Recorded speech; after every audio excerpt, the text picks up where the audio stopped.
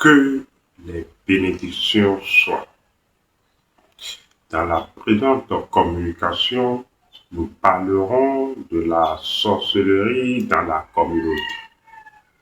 Ici, Abish Adibouye pour vous parler donc de la sorcellerie dans la communauté. Bien avant d'aborder un tel sujet, il est quand même normal d'honorer la matrice. Cet endroit, ce creuset où les choses sont liées, où toutes les forces dans leur nature sont liées. Nous honorons donc la matrice universelle. Nous honorons la mémoire de la matrice. Et nous déclarons seule la lumière pourrait. Maintenant, allons-y. La sorcellerie dans la communauté. Que faut-il comprendre? Pour saisir la notion de la sorcellerie dans la communauté, il faut remonter au savoir-vivre dans la communauté. La notion du savoir-vivre, dans la communauté est une notion essentielle parce que nos parents en parlent et cela fait partie de notre éducation. Comment il faut savoir vivre dans une communauté? Cela appelle à notre collaboration avec notre environnement immédiat, avec notre famille, nos parents, frères et sœurs, avec donc notre cadre de travail, nos amis, ainsi de suite. Les grandes personnes, les personnes âgées, les autorités à différents niveaux. Vous voyez? Donc voilà un peu la notion de savoir-vivre que notre éducation a toujours considéré comme prioritaire dans une communauté. C'est d'ailleurs ce pourquoi dans l'ancestralité en Afrique, on considère que un enfant bien éduqué qui sait se comporter dans une société est une valeur rare. L'accent a donc toujours été mis sur le savoir-vivre et l'éducation. Le savoir-vivre également dans ses différents aspects et selon l'éducation que chaque communauté ou l'aspect éducatif que chaque communauté ressort parce que c'est de ça qu'il s'agit. L'éducation, c'est un domaine plus vaste et chaque communauté, chaque groupe socio-culturel met l'accent en particulier sur des aspects donnés de l'éducation. Donc, malgré l'aspect et ce qu'apporte chaque groupe, chaque communauté de l'éducation profondément, pour comprendre l'éducation, il faut remonter à ce qu'on appelle le corps d'Osiris. Si vous vous dites, qu'est-ce que le corps d'Osiris? Il faut retourner également dans cette histoire mythologique de l'Égypte ancienne où on parle du dieu Osiris. Seth a manigancé, voilà, Seth dans le conflit qui l'oppose à son frère Osiris, c'est à manigancer, pour résumer bien sûr, et à découper le corps de Osiris en des parties.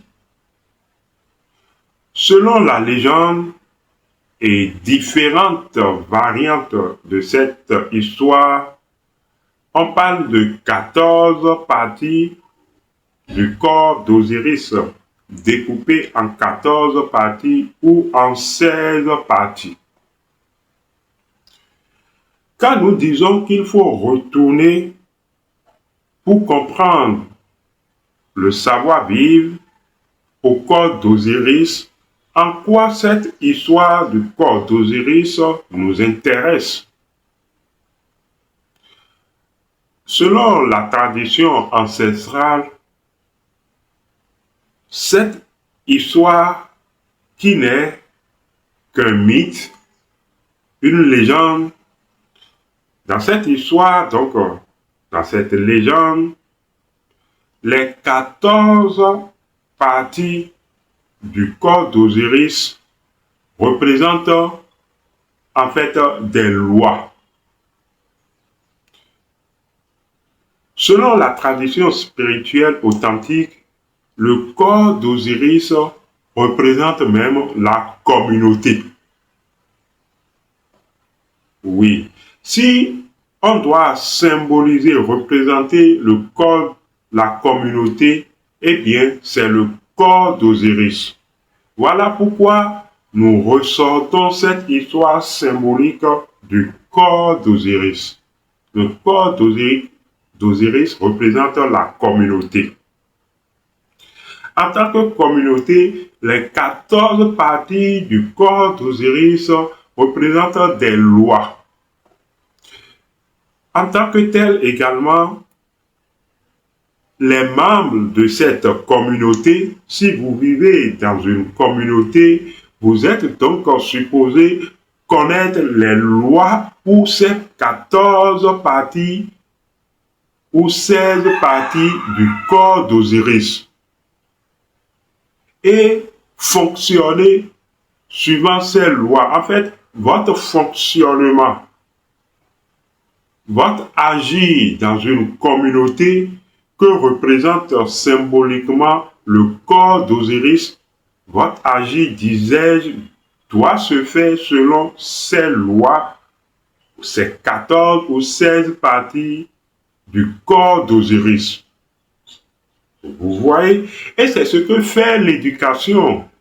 L'éducation ne présente que différentes facettes de ces lois où l'éducation nous apporte, on nous éduque par rapport, on nous éduque par rapport à ces lois ou 14 ou 16 parties du corps d'Osiris. Parce que profondément, vous pouvez vous poser la question, mais d'où viennent ces recommandations, ces interdits, ces lois dans l'ancestralité où nos parents, de leurs parents, rapportent que voilà les lois de la nature et voilà les recommandations d'une communauté. Eh bien, ça se fonde sur le corps d'Osiris. Si vous comprenez, ce n'est pas tout. Dans les 14 parties ou lois du corps d'Osiris, on retrouve également les 41 lois ou 42 de la Maat. On parle alors des 41 lois de la sorcellerie selon les communautés. Parce que quand vous prenez le 14 et vous inversez, vous pouvez mettre le 4 et le 1. Vous voyez, c'est toujours le 14. Mais dans une autre dynamique, vous retrouvez les 41 lois de la Maat où dans certaines communautés ancestrales, on parle des 41 lois de la sorcellerie. Ça veut dire que non seulement vous devez apprendre à respecter les lois de la communauté ou qui font office également des lois de la nature, mais également ces lois veillent à leur propre équilibre. Si bien que quand vous violez une de leurs lois, vous devez apporter la compensation ou l'équilibre juste de ces lois. C'est pour dire qu'en définitive, personne ne fait rien à quelqu'un. Mais puisque vous devez apporter la compensation, l'équilibre de ces lois, ça veut dire que ce que vous semez en violant une loi, vous devez récolter. Vous voyez que les lois ainsi veillent à l'équilibre de la communauté, à l'équilibre de la société. Et la nature veille à l'équilibre de la nature. La nature s'équilibre d'elle-même. Pour conclure, si vous nous avez suivis jusque-là, vous devez avoir compris que il faut pouvoir alors manger le corps d'Osiris. Manger le corps d'Osiris, puisque ce n'est qu'une légende et un mythe, manger le corps d'Osiris, c'est pouvoir s'éveiller à la compréhension des 14 ou 41 lois. C'était Abish Adibouye, à la prochaine.